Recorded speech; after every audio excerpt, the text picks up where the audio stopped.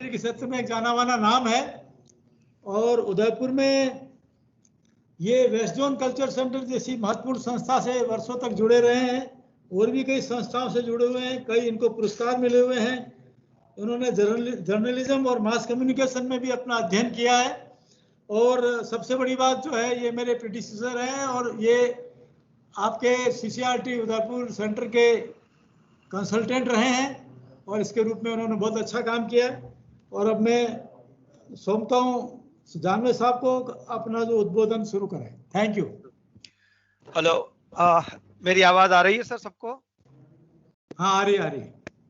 धन्यवाद कोठारी साहब, डॉक्टर संदीप शर्मा जी और ऋषि वशिष्ठ जी, जिन्होंने मुझे ये मौका दिया है।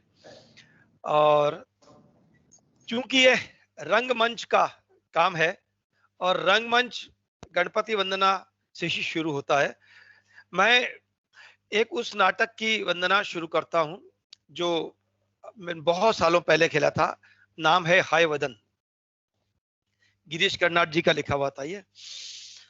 नमो नमो हे गजवदन, नमो नमो हे गजवदन, विघ्नहरण गुण गण सदन, बुद्धि विधाता सिद्धि प्रदाता, नाटक का जो पहला श्रोता, आज हमारी नाटक सेवा सफल बना दे विकट देवता। नमो नमो नमो नमो नमो नमो। मित्रों, ये जो सेशन है हमारे भारत की स्वतंत्रता के 75वें साल को समर्पित है। और हमारा जो विषय है ये है इंडियन ट्रेडिशनल थिएटर, मतलब भारत का पारंपरिक रंगमंच। आपको सबको सुनाई दे रहा है मेरी आवाज? एक बार ऐसे करके रख दीजिएगा ताकि मैं समझ जाऊंगा कि आपको आवाज सुनाई दे रही है।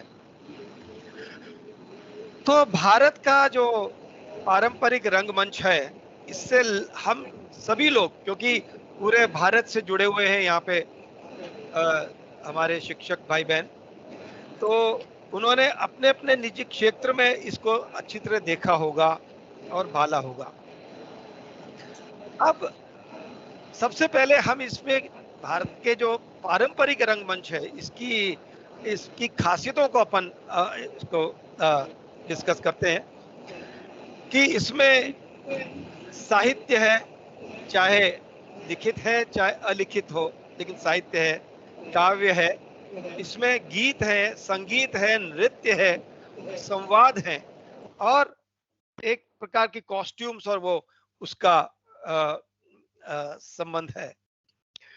तो इन सभी जो लोक नाट्य हैं, हमारे पारंपरिक नाट्य हैं,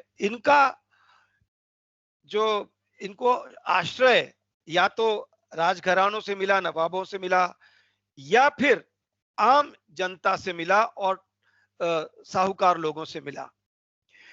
लोक नाट्यों की सबसे बड़ी खूबसूरती यह है कि ये या तो रिचुअल से जुड़े होते हैं, धार्मिक परंपराओं से जुड़े होते हैं, या फिर वो सामाजिक उससे जुड़े होते हैं। और इसमें जो कॉस्ट्यूम्स या मेकअप या इंस्ट्रूमेंट्स जो इस्तेमाल करते हैं वो सारे के सारे लोकल होते हैं, उन्हीं लोगों द्वारा बनाए हुए होते हैं। और इसको या तो एक पूरी कम्युनिटी पेश करती है या फिर अलग अलग कम्युनिटी के लोग मिलकर के थिएटर करते हैं। तो इसकी जो भाषा है बहुत सरल होती है ताकि ये लोगों को अच्छी तरह समझ में आए। अब अधिकांश जो हमारे रंगमंच रहा हुआ है संस्कृत थिएटर, ये संस्कृत थिएटर के टाइम पर गांव-गांव में इस प्रकार के लोक रंगमंच भी शामिल थे। हाँ, संस्कृत थिएटर का कुछ प्रभाव पड़ा है क्योंकि रंगमंच एक ऐसी विधा है जो सतत चलती है, रुक गई तो खत्म हो गई। और जब सतत चलती है तो आसपास के माहौल को या कोई भी नई चीज को जो देखते हैं उसको इसमें शामिल करते हैं। और इन रंगमंच की सबसे खास बात यह है कि इसमें संवाद लोगों से होता है डायरेक्ट, और संवाद करने के लिए हर रंगमंच में उपलब्ध होता है एक न एक हास्य कलाकार। अब इसको महाराष्ट्र में सोंगाड़िया कहते हैं, गुजरात में डागलो कहते हैं, हास्य गाड़ू कह सकते हैं, तेलंगाना में मस्खरा, मखौलिया, भांड, रंगलो, ये सब इसके नाम हैं। और ये कई बार क्या होता है कि मूल जो नाटक है, चाहे पौराणिक हो चाहे ऐतिहासिक हो, वो चलता है, लेकिन उसके बीच बीच में ये सब आकर के उसको और जीवंत बनाते हैं। तो अब अपन समय की सीमा को देखकर मैं आपको कश्मीर से लेकर के नीचे तक इन विधाओं का थोड़ा थोड़ा संक्षिप्त परिचय देता हूं। सबसे पहले अपन कश्मीर की बात करते हैं। भांड पत्थर, ये भांड पत्थर जो है कश्मीर का पारंपरिक नाट्य विधा है, और जो पुश्तों से परिवारों के साथ में गांव में भी चल रही है। और इसमें संगीत, नृत्य, इसके साथ में जो खास चीज शामिल होती है वो है करारे व्यंग। इसमें जो सामाजिक व्यवस्था के ऊपर, इसमें जो कलाकार हैं सामाजिक व्यवस्था पर उपहास करने में कोई कंजूसी नहीं बरतते, और इनके जो गीत इतने सशक्त होते हैं, सुरीले होते हैं, और ये दर्शकों को ये अपना सा बना लेते हैं। और जब दर्शक अपने बन जाते हैं तो ये बड़े सलीके से अपनी बात दर्शकों तक पहुंचाते हैं। जो संदेश जो आमतौर पे कोई दे नहीं पाता, वो संदेश ये दे पाते हैं। कई बार ये मैदानों में होते हैं, कई बार मंच पर होते हैं। आपने ये फोटो देखा होगा तो उससे आपको लग रहा है कि देखिए कुछ तो स्टेज की परफॉर्मेंसेज हैं और कुछ जो है ऐसे एरिना स्टेज जैसा बना के रखा है जिनकी परफॉर्मेंस है। हाँ, ये जम्मू कश्मीर का हो गया। अभी अपन हिमाचल प्रदेश चलते हैं। हिमाचल प्रदेश में, जैसा कि हिमाचल उत्तराखंड हिमाचल प्रदेश, बस यही स्थिर रखिएगा आप। हिमाचल प्रदेश के जो लोक नाट्य हैं, बांटड़ा है मंडी में, है हरिंगफो है, हौरन है, धाजा है, बोरा हरनेतर है, और बदेचू है सिरमौर का, भक्तू कांगड़ा का है। हमारे जो हिमाचल प्रदेश की जो लोक नाट्य हैं वो वहाँ के बिल्कुल अपने पारंपरिक परिवेश में होते हैं। पारंपरिक वाद्य जैसे दमाऊ है, सिंगा है, तबला है, बांसुरी है, इन सब का ये उपयोग करते हैं। और हमारे एक बहुत बड़े विद्वान है वहाँ पे, डॉक्टर गौतम शर्मा व्यथित, उन्होंने इसके ऊपर बहुत शोध कार्य किया है और इसके ऊपर पुस्तक भी उन्होंने लिखी है। तो हर क्षेत्र की, देखिए हिमाचल प्रदेश देखा जाए तो जितने भी संभाग हैं, हर संभाग में अलग अलग जो है लोक नाट्य ये चलते रहते हैं। और इस प्रकार वहां के लोगों ने इस लोक नाट्य को जिंदा रखा है। दशहरे का उत्सव हो, कोई भी उत्सव हो, उसमें ये इनका ये चलता है उत्सव। अब अपन चलते हैं उत्तराखंड। उत्तराखंड को देवभूमि भी कहा गया है, और यहाँ की जो वाचिक परंपरा सदियों से चली आ रही है, उत्तराखंड आ गए हम लोग। और यहाँ का जो एक अनुष्ठानिक नाट्य शैली है रंभाण, उसको यूनेस्को द्वारा विश्व विरासत में शामिल किया गया है। और भौगोलिकता के आधार पर इसको 3 भागों में बांटा जाता है, कुमाऊं, गढ़वाल और जौनसार। और हर एक की अपनी अपनी खासियत है। अब कुमाऊं क्षेत्र जो है, यहाँ के जो कलाकार यहाँ पे जो रंभाण करते हैं, काठ के मुखौटे, पोशाक, और सामग्री के साथ में रामायण के विभिन्न प्रसंगों को प्रस्तुत करते हैं। स्थानीय संवादों के वाद्य जैसे रणशिंगा है, ढोल है, दमाऊ है, झांझ, इनके सबके संगीत के साथ में ये अभिनय करते हैं, दर्शकों का मनोरंजन करते हैं। इसमें कुल मिलाकर के 18 प्रकार के मुखौटे काम में लेते हैं। और चमोली के जो सालू और डुंगला 2 गांव हैं, उसके 100 परिवार इस जो विधा को 600 साल से एक परंपरा के रूप में निभा रहे हैं। और धार्मिक जो मेले हैं उसमें रंभाण की काफी प्रभावी प्रदर्शन होते हैं। दूसरा क्षेत्र है गढ़वाल। यहाँ के जो कलाकार हैं वो महाभारत के प्रसंगों पर मंचन करते हैं। यहाँ के बहुत प्रसिद्ध डॉक्टर D.R. पुरोहित के निर्देशन में एक नाटक चक्रव्यूह का भावपूर्ण प्रदर्शन हुआ है। और वो 7 चक्रों के जो 7 जो दरवाजे हैं उनको भेदने की उम्दा परिकल्पना इस लोक नाट्य के रूप में इन्होंने दी है। इसको भी पारंपरिक वाद्यों के साथ में बखूबी से इसको मंचित किया जाता है। और जौनसार जो क्षेत्र है वहां का एक बहुत फेमस लोक वो है संदर्भ, जिसमें पांडव गाथा जिसे कहते हैं। आपको याद होगा कि अज्ञातवास के दौरान पांडव जो हैं 1 साल के लिए जौनसार वहां पे जो राजा विराट के यहाँ पे आके इन्होंने शरण प्राप्त की थी। और ये देहरादून के लाखा मंडल का जो गढ़ वैराट के नाम से प्रसिद्ध है। और जौनसारी लोग पारंपरिक वेशभूषा के साथ में इन प्रसंगों को प्रस्तुत करते हैं। इनकी अभिनय शैली कमाल की होती है। और जौनसार लोग अपने आप को पांडवों का वंशज मानते हैं। इनमें भी संयुक्त परिवार और बहुपति की प्रथा है। और पांडव गाथा का मंचन गांव के खुले में उसमें होता है, ताकि तीनों ओर से लोग बाग देख करके उसका आनंद ले सकें। और इसमें कुमोड़ हिल यात्रा भी आती है जो भगवान शिव को समर्पित है। यहाँ के महार बंधु जो उत्तराखंड के थे, उन्होंने नेपाल में बहुत बड़ी कोई वीरता दिखाई, तो वहां के नेपाल के राजा ने उनको कुछ मुखौटे भेंट किए। और वो मुखौटे जो है शिवजी के गणों के थे। और उस गणों के जो मुखौटों की पूजा में ये हिल यात्रा ये कार्यक्रम प्रस्तुत करते हैं। और ये देखिए, आपने इसमें आपको दिख रहा होगा काला मुखौटा पहन कर के पीछे उनको 2 व्यक्तियों ने संभाल के रखा है। ये जो चक्रव्यूह जो है बिल्कुल कितना साड़ियों से बना के रखा है और उसके बीच में कलाकार है और चारों ओर ऑडियंस है। आप ये देख सकते हैं कितने पॉपुलर हैं हमारे लोकनाट्य जो है, गजब के पॉपुलर हैं और उनको काफी लोग बड़े संख्या में इसको पसंद करते हैं। तब अपन चलते हैं यूपी, उत्तर प्रदेश। उत्तर प्रदेश में 3 प्रकार की नाट्य शैलियां बहुत ज्यादा प्रसिद्ध हैं।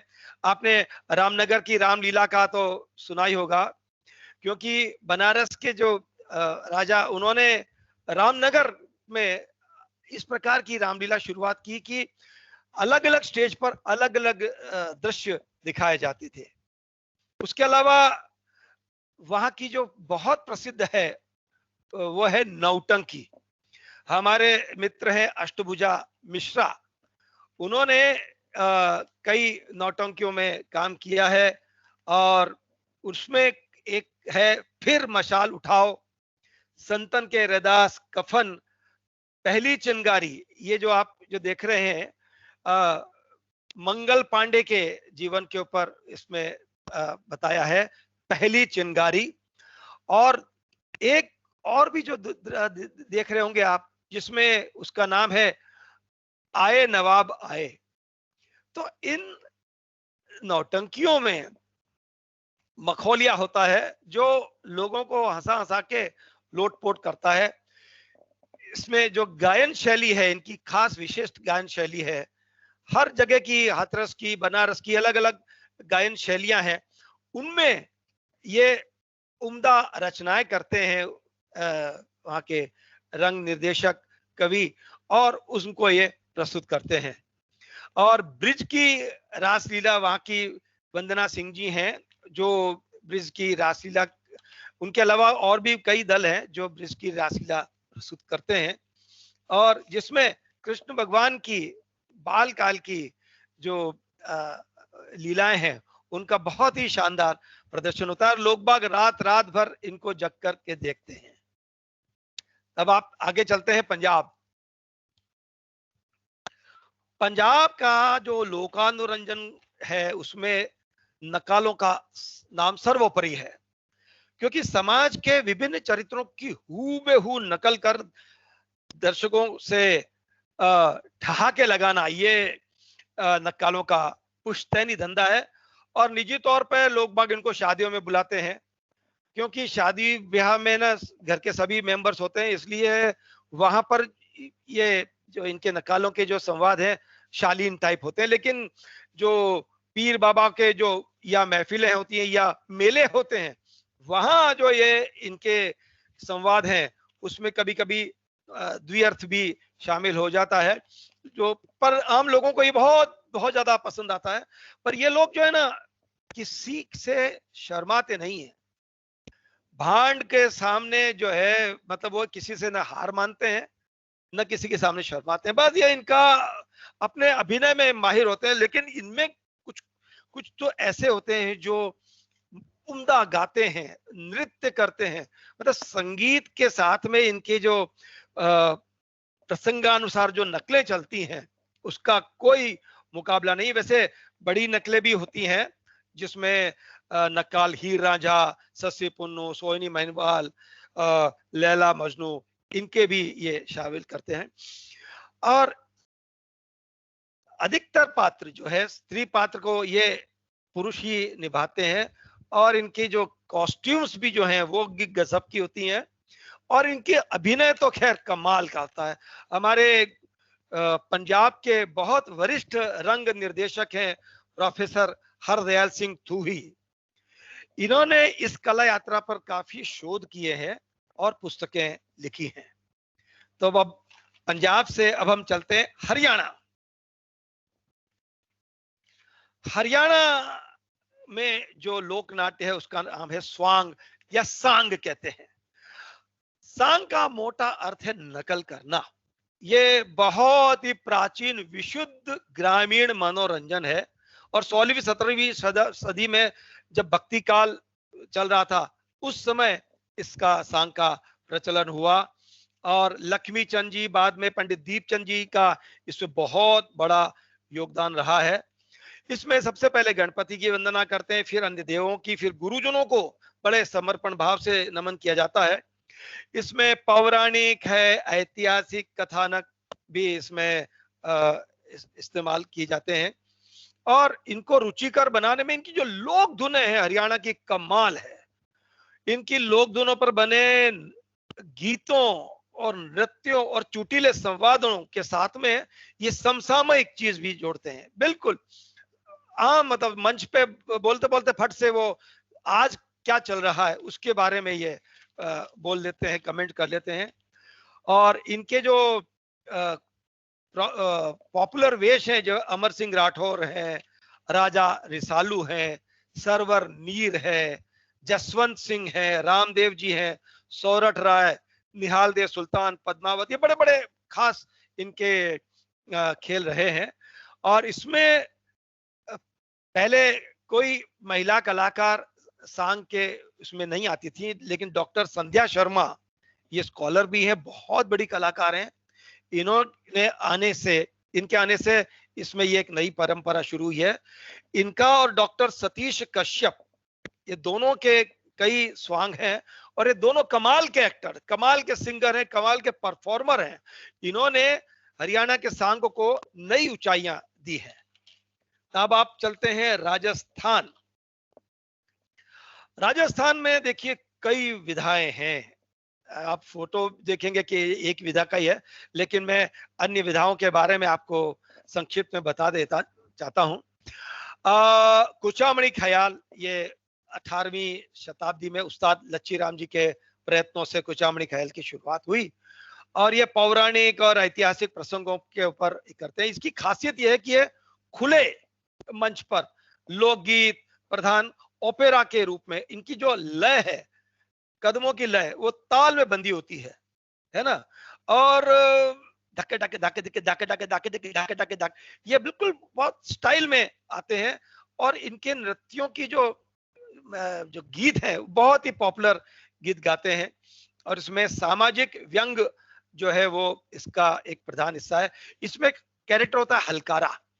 ये जो मुखिया होता है कलाकार, मुख्य कलाकार, चाहे राजा हो चाहे ठाकुर हो, कोई भी हो, उसका ये असिस्टेंट होता है या फिर दोस्त होता है। यही सूत्रधार भी होता है, कहानी को आगे बढ़ाता है और कॉमेडी के चीजें ये करता रहता है और लोगों को अपने लटकों झटकों से लोगों को हंसाता है। इसी प्रकार एक चिड़ावी ख्याल है जो नानू राम जी ने इसको शुरू किया था। इसमें हीर राजा, हरिश्चंद्र, राजा भरतरी, जयदेव कंकाली, ढोला मारू, आलादेव का, ये इनके कालजयी ख्याल रहे हैं। और देखिए इस विधा की एक और खासियत है कि नानू राम जी मुस्लिम थे, लेकिन उन्होंने ये ऐसी चीजें रची और उनको सभी संप्रदाय के लोग बहुत इज्जत से देते थे। उनके जो शिष्य दूलिया राणा, ये उनके खास चेले रहे और उन्होंने संगीत प्रधान चिड़ावी ख्याल में हारमोनियम, नगाड़ा, सारंगी, ढोलक, बांसुरी, इसके साथ में काम किया है। एक और आपको मैं बता दूं, ये मैंने खुद ने भी किया हुआ है ख्याल। बशीर मोहम्मद, उनका नाम बंशीलाल खिलाड़ी के नाम से फेमस है और इनके साथ में मैंने बहुत पहले खेल किया था, छोरी हो गई रे, बहुत सालों, मतलब उसको 25-30 साल तो गए, 25 साल आराम से हो गए होंगे। तो उसमें इन्होंने इनके पूरे दल ने उसको खेला था और बहुत उम्दा उसके प्रदर्शन किया था, क्योंकि नया ख्याल बनाया था। ये बेटी बचाओ अभियान वो उस समय का था, उसको हमने किया था। और आपको एक और बात बता दूं, बंशीलाल जी खिलाड़ी को शिल्पग्राम उदयपुर में जो बहुत बड़ा मेला लगता है, उसमें पश्चिम क्षेत्र सांस्कृतिक केंद्र द्वारा पद्म भूषण कोमल कोठारी अवार्ड भी दिया गया है। अब अपन आते हैं तमाशा पे। ये महाराष्ट्र का तमाशा नहीं है, ये तमाशा राजस्थान का है। संगीत, नृत्य और अभिनय गायन प्रधान तमाशे के अखाड़े जयपुर रियासत में लगभग 250 साल से चल रहे हैं, 250 इयर्स। और भारत के दक्षिण भाग से यहाँ जयपुर में आए बसे भट्ट परिवार ने ध्रुपद और जयपुरी गायन शैली के समावेश में तमाशा का निर्माण किया। तमाशा का के जो मुखिया है पंडित बंशीधर जी भट्ट, इनको जयपुर के राजघराने में गुणीजन खाने में शामिल किया था। ध्रुपद गायकी के उस्ताद फूलचंद जी भट्ट ने इस परंपरा को आगे बढ़ाया। बाद में श्री गोपी जी भट्ट ने और फिर बाद में वासुदेव भट्ट ने इसको थामा और आजकल गोपी जी के पुत्र श्री दिलीप भट्ट इस परंपरा को आगे बढ़ा रहे हैं। इन्होंने गोपी चंद और हीर राजा खेल किए हैं। अब इनको ये भी खुले मंच पे होते हैं, इसको अखाड़ा कहते हैं। इसमें इनके संवाद काव्यमय होते हैं जिसमें राग रागिनियों का प्रयोग किया जाता है। तबला, सारंगी, हारमोनियम की इसमें संगत होती है। अब आते हैं तुर्रा कलंगी पे। देखिए ये भी महाराष्ट्र से इस तरफ आया हुआ है तुर्रा कलंगी, लेकिन ये यहाँ का जो इतिहास है 440 साल पहले आगरा के पास में दो संत होते रहते थे। एक का नाम था, ये मध्य प्रदेश आ गया है, राजस्थान दिखाइएगा, अभी चल रहा है, राजस्थान चल रहा है। एक थे तुकनगीर और वो शिव शंकर के उपासक थे और दूसरे थे शाह अली जो शक्ति के उपासक थे। तो इन दोनों शिव की और शक्ति की, दोनों की अपने अपनी देव इनकी तारीफ करते, आराध्य की, और इनमें तगड़ा मुकाबला होता। और इस मुकाबले को ही धीरे धीरे धीरे धीरे इस प्रकार तुर्रा कलंगी ये चित्तौड़ और घोसुंडा वहां पे शुरू हुआ और चित्तौड़ में तुर्रा का अखाड़ा हुआ, घोसुंडा में कलंगी का। इसी प्रकार उसके आसपास के जो मध्य प्रदेश के जो मालवा क्षेत्र है, नीमच है, वहां पे जो रतन चौक है वो कलंगी का और माणक चौक तुर्रा का केंद्र बना। और नीमच के जयदयाल वर्मा उस्ताद ने पद्मावती और अन्य खेल बनाए। कलंगी में कृष्ण लीलाओं को भी शामिल किया जाता है। अभी चित्तौड़ के जो बड़े उस्ताद रहे, उस्ताद चैन राम गौड़ और गोसुंडा के उस्ताद फागू बैग, इनके जो बेटे हैं उस्ताद रवि शंकर गौड़ और उस्ताद अकबर कागजी, इन्होंने रूप बसंत, भरथरी पिंगला, राजकुमारी फूलवंती इनके खेल दिखाए हैं। और सीता स्वयंवर, उषा चरित्र, हरिश्चंद्र जैसे भी खेल इन्होंने दिखाए हैं। और इसकी खासियत क्या कि तुर्रा पुरुष सत्ता को रिप्रेजेंट करता है, कलंगी स्त्री शक्ति को, सत्ता को। तो एक दूसरे को नीचा दिखाने के लिए ये तुरंत हाजिर जवाबी, मतलब ये गीत रचते हैं और एक दूसरे को नीचा दिखाते हैं। बाद में फैसला किया, लोग फैसला करते हैं कि आज तुर्रा जीता या कलंगी जीती। और एक छोटा सा दोहा इनका पढ़ देता हूं। नारायण से कमल, कमल से परब्रह्म रूप धरा हम धारा, ब्रह्मा से शिव शक्ति बनकर विश्व बसाया सारा। इस प्रकार तुर्रा कलंगी एक बहुत बड़ी विधा रही है। एक हमारे बीकानेर में रम्मत भी होती है, जो करीब 100 साल से पुरानी नाट्य परंपरा है, और होली और सावन के अवसर पर इसे किया जाता है। इसमें महानायकों जैसे राजा मोरध्वज, हरिश्चंद्र, गोपीचंद, इनके कथाओं का मंचन करते हैं। कुछ खास जो रम्मतें हैं उसमें मणिराम जी व्यास, तुलसी राम जी, फागू महाराज, सुआ महाराज, तेज कवि जैसलमेरी, और प्रमुख खिलाड़ियों में गोपाल मेहता, गंगादास, जीतमल, गिंडो जी के नाम लिए जाते हैं। इन दिनों रंगकर्मी, प्रसिद्ध रंगकर्मी श्री सुदेश व्यास रम्मत के कामों में आगे कर रहे हैं। अब आता है गौरी। गौरी का इसमें फोटो नहीं है, पर ये गौरी हमारे मेवाड़ क्षेत्र का, अंचल का है। एक ऐसा लोक अनुष्ठानिक नाट्य है जो दिन के टाइम में होता है, 40 दिन तक होता है। और जिन जिन गांव में इन भील लोगों की जो बहनें ब्याही होती है, उन गांव में ये इसको करते हैं। और उसमें भी कुटकुड़िया होता है, वो सूत्रधार का रूप करता है। और राय बुढ़िया जो है एक कैरेक्टर होता है जो मास्क लगा के थे, शंकर का रूप धारण करते हैं। और वो भस्मासुर मोहिनी के प्रसंग से जुड़े हुए और कई प्रसंग ये पेश करते हैं जो समसामयिक होते हैं। और इसमें भी हास्य रस की जो धारा वो बहुत तगड़ी होती है। इसमें केवल 2 ही वाद्य होते हैं, एक थाली और एक मादल। उसके संगीत, उसकी ताल के ऊपर ये पूरे दिन भर इनका ये खेल चलता है। और इस प्रकार अब हम राजस्थान से आगे बढ़ते हैं मध्य प्रदेश।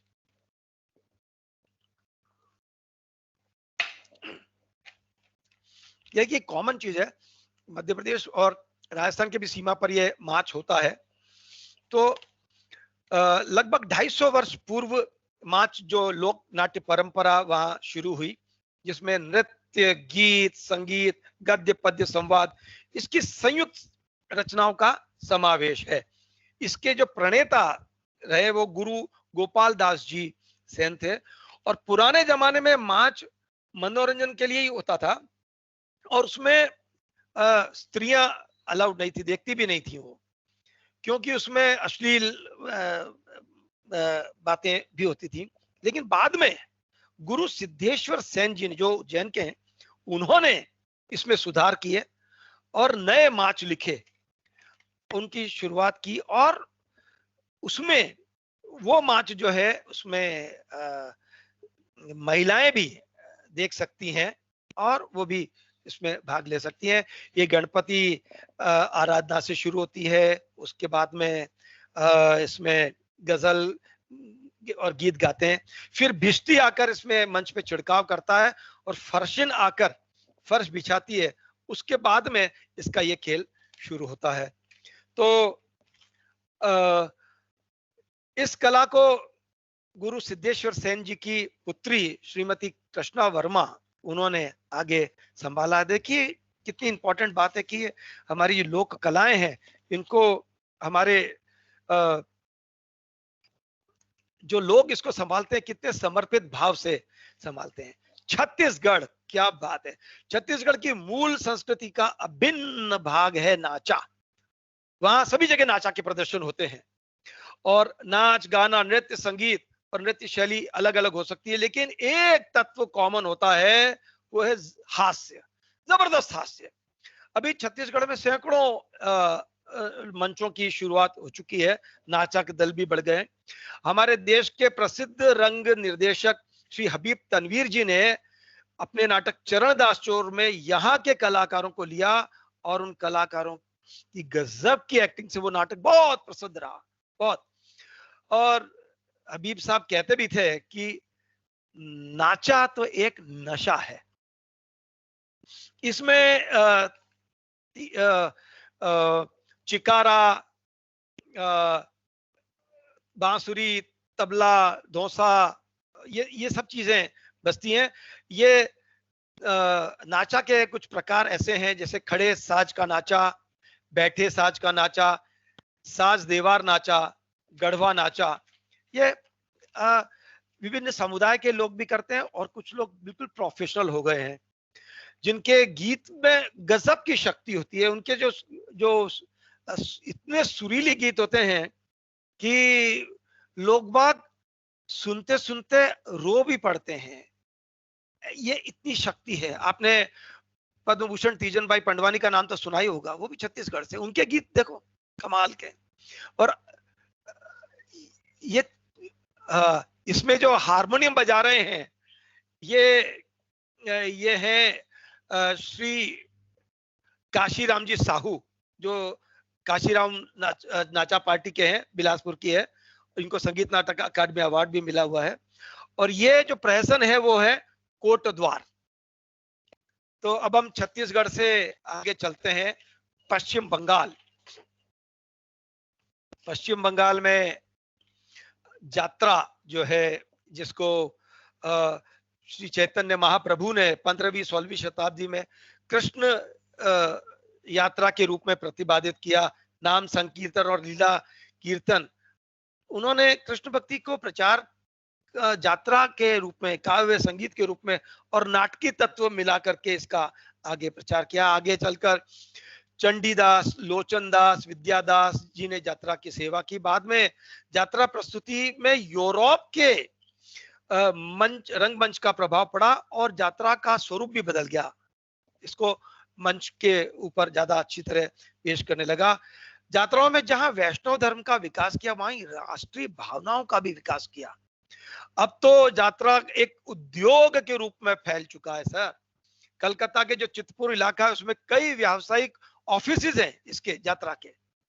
और यात्रा के अलावा पश्चिम बंगाल में कई अनुष्ठानिक और सामाजिक रंगमंच हैं, जैसे बोनो बिबिर पाला। ये सुंदरबन इलाके में के जो लोग करते हैं, जो शहद इकट्ठा करने जाते हैं तो वन देवी की आराधना करते हैं ताकि उन्हें दक्षिण रॉय यानी कि टाइगर से उनकी रक्षा हो। और ये अनुष्ठानिक नाट्य 24 परगना जिले में प्रदर्शित किया जाता है। लेटो को मुर्शिदाबाद में पेश करते हैं। ये भी लोक नाट्य है जिसमें सामाजिक बातें, विषयों पर हास्य नाटक लिखे जाते हैं। एक है, उसका नाम है आकल्प। ये सामाजिक कुरीतियों पर नाटक है जिसमें मनोरंजक प्रहार भी करते हैं और उसके बाद में इसका हल भी निकाला जाता है। गंभीरा, ये पश्चिम बंगाल में शक्ति और शिव के उपासक, जैसे अभी आपने तुर्रा कलंगी में अपन ने बात की थी, वहां पर भी शक्ति और शिव के उपासक हैं, जिसमें शिव जी का मुखौटा पहनाकर कलाकार ढाक की ताल, ढाक जो है बड़ा ड्रम होता है, पश्चिम बंगाल में बजता है, जो देवी की आराधना में खास विशेषकर नवरात्र उसमें बजाया जाता है, पूजा उसमें। और उसके ताल पर शिवजी आते हैं और शिवजी एक मुखौटा लेके आते हैं, लेकिन एक आम कलाकार के रूप में, आम जन के रूप में आते हैं और लोग बाग उनको अपनी समस्या बताते हैं और शिव जी उसका हल निकालते हैं। एक और प्रथा है खोन। ये समाज में होने वाले विभिन्न प्रसंगों पर आधारित होता है। 3 प्रकार के खोन होते हैं। खास पाचाल, जिसमें सामाजिक प्रसंग होते हैं। मन पाचाल, इसमें रामायण, महाभारत और पौराणिक प्रसंग होते हैं। और तीसरा है रंग पाचाल, इसमें काल्पनिक और लोक कथाओं का, कहानियों का समावेश होता है।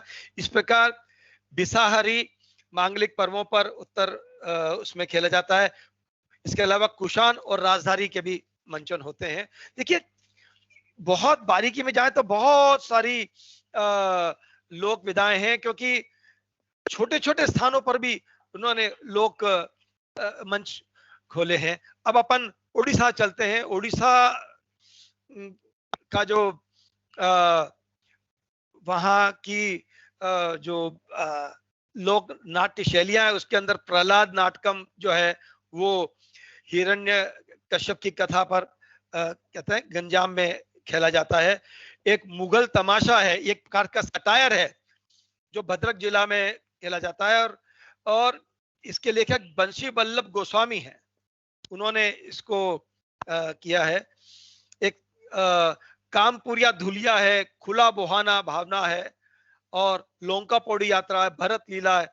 इस प्रकार के कई लोक नाट्य प्रकार उड़ीसा में जगह जगह विद्यमान है, और ये सारे लोक कलाकार इसको बड़े निष्ठा से करते हैं। अब अपन चलते हैं तेलंगाना और आंध्र प्रदेश। यहाँ पर जो लोक नाट्य प्रस्तुत होते हैं वो जैसे ओग्गू कथा। ओग्गू जो है डमरू का रूप होता है, इसलिए उसको ओग्गू कहते हैं। जो चित्र देख रहे हैं ये बुर्रा कथा का है, क्योंकि बुर्रा एक प्रकार का ताल है, उस वाद्य है, उसको इस्तेमाल करते हैं, बीच में वीणा बजाते हैं। ओग्गू कथा में जो तेलंगाना की जो गोल्ला करुणा समुदाय के लोग रहते हैं, इसको प्रस्तुत करते हैं ओग्गू कथा को, जिसमें बीरप्पा, एलम्मा और मल्लन्ना ये लोग देवी देवता हैं, उनकी कथा को ये संगीत, संवाद और नृत्य के साथ में पेश करते हैं। इसमें मुख्य कथा कुड़ू होता है और 4 अन्य सदस्य होते हैं, जिनमें एक वनथा यानी स्त्री वेश में पुरुष होता है जो ओग्गू यानी डमरू बजाता है, और ओग्गू के साथ में खंजीरा, तालालू भी बजते हैं। इसके अलावा जो है वो है बुर्रा कथा।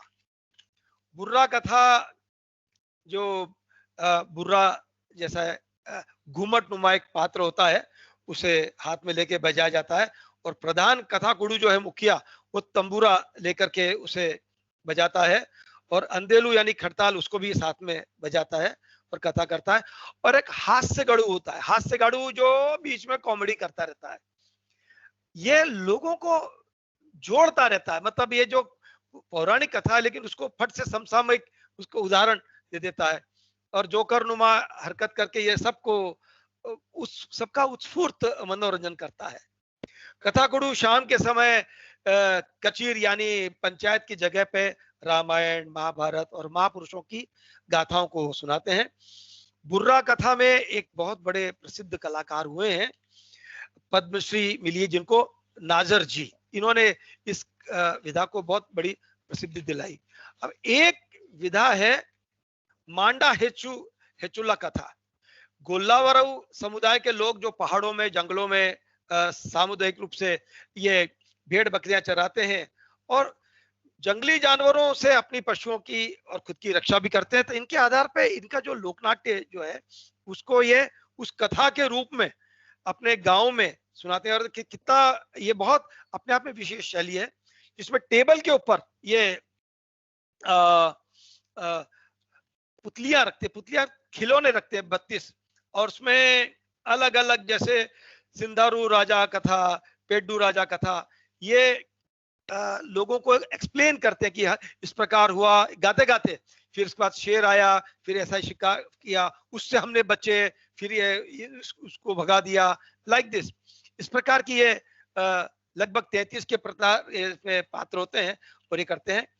एक है देखिए काकी पडिगेल वारी पट्टम कथा, ये जो आप देखे ना ये ऊपर, ये अगर इसको देखें तो राजस्थान की जो फड़ चित्रकारी है उससे ये थोड़ा मिलेगा, कलम चित्रकारी जैसा है ये।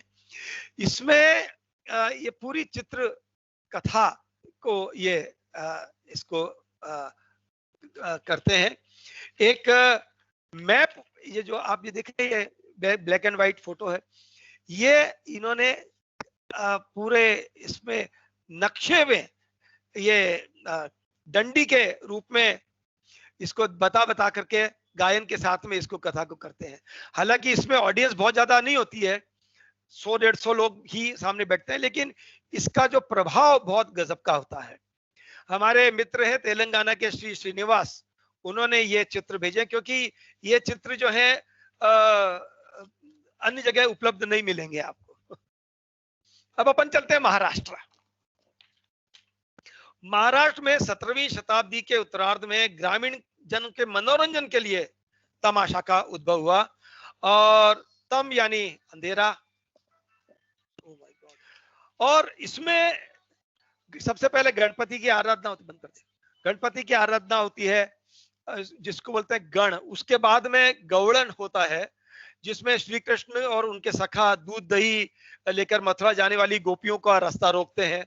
उनके मतलब कृष्ण भगवान को दैविक जो है और मानवीय दोनों उसमें उनको प्रस्तुत किया जाता है, और हर तमाशा में एक सोंगाड़िया होता है, और इस तमाशा में खासकर गौड़न के उसमें वो माउशी के रूप में आता है, महिला रूप धारण करता है और लोगों को हंसा हंसा के लोटपोट करता है।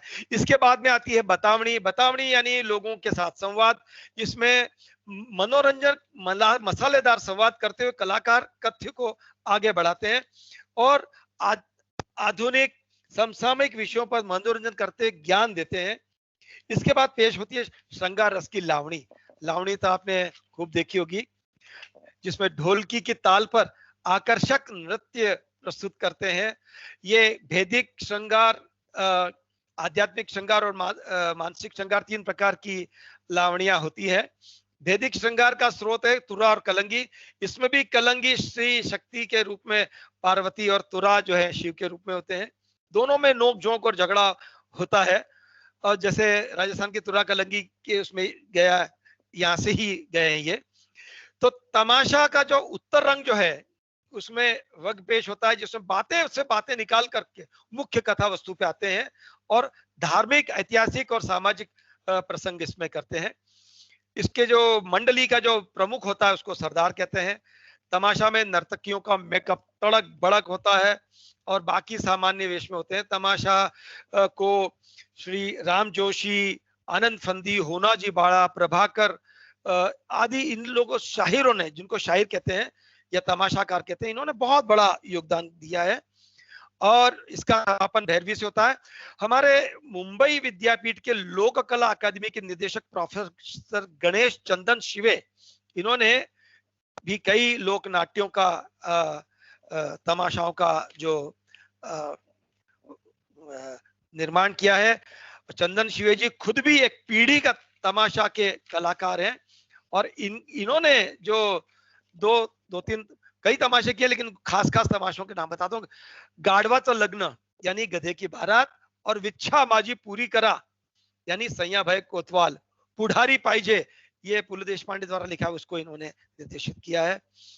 महाराष्ट्र में तमाशा के अलावा जो विदर्भ में है दंडार है, खड़ी गम्मत है, कोंकण में दशावतार, काला वगैरह भी लोक नाट्य परंपरा है, लेकिन इन सब के बारे में अपन बोलना बड़ा समय लेगा। अब अपन चलते हैं तमिलनाडु। थेरुकुट्टू, तमिलनाडु ग्रामीण मनोरंजन के माध्यम में थेरुकुट्टू का अर्थ है गली का मनोरंजन या नुक्कड़ नाटक, लेकिन गुणवत्ता में ये किसी से कम नहीं है। शास्त्रीय संस्कृत नाटकों की छवि इसमें नजर आती है। मंदिरों और उत्सवों में खुले आकाश में इसको खेला जाता है। थेरुकुट्टू में पौराणिक प्रसंग प्रस्तुत किए जाते हैं। इसकी खासियत है उम्दा संगीत, मनोहारी नृत्य, सजी धजी पोशाक, अलंकरण और ऊंची आवाज में गायन। और जानदार अभिनय। पुडुचेरी के जो के थले के थिएटर ग्रुप के प्रमुख डॉक्टर वी अरुगम ने ये चित्र हमें उपलब्ध कराए हैं, जो स्वयं थेरुकुट्टू के पारंपरिक परिवार से हैं और पुदुचेरी यूनिवर्सिटी के परफॉर्मिंग आर्ट्स डिपार्टमेंट के प्रोफेसर और डीन रह चुके हैं।